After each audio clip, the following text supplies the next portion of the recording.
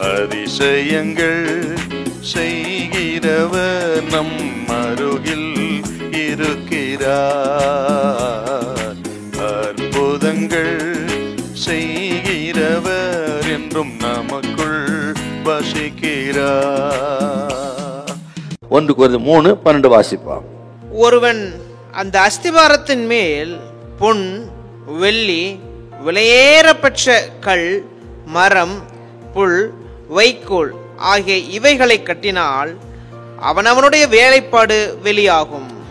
நம்மெல்லாம் தேவனுடைய ஆலயமா இருக்கிறோம் என்று இதே அதிகாரத்துல 3:14 நம்ம பார்க்கிறோம்.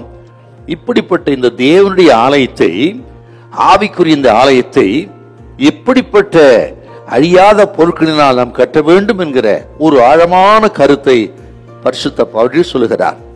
ஆக திருச்சபை எப்படிப்பட்ட அழியக்கூடாதவைகளினால் கட்டப்பட வேண்டும் என்றும் பரிசுத்த பவுல் ரொம்ப திட்டமா சொல்றதை நம்ம பார்க்கிறோம். அதுல குறிப்பா சொல்றாரு பாரு, அழியாத பொருட்கள் என்று பொன், வெள்ளி, விலையேற பெற்ற கற்கள். இதை கொஞ்சம் மனசுல வைக்கணுங்க. இந்த மூன்றும் அழியாத தன்மையுடையது, அழியாதது மட்டுமல்ல, இதெல்லாம் மண்ணிலே மறைந்திருக்க கூடியவை. ஆழமாக தோண்டித்தான் அதை வெளியே எடுக்க வேண்டும். அப்படிப்பட்டதுதான் பொன்னும் வெள்ளியும் விலையேற பெற்ற கற்களும். அப்படியானால் இது எதை குறிக்கிறது சொன்னால், கிறிஸ்துவில் மறைந்திருக்கிற திவ்ய சுபாவத்தை குறிக்கிறது.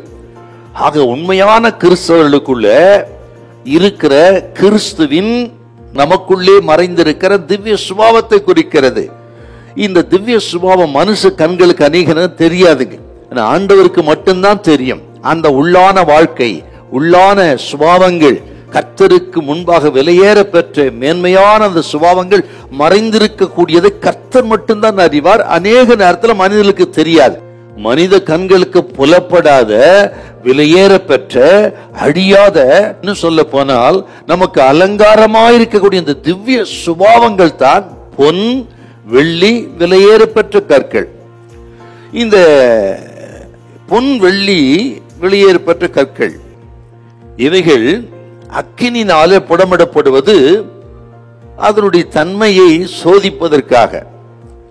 ஒரு நாள் பொன், வெள்ளியும் அக்கினியில புடமிடப்பட வேண்டும்.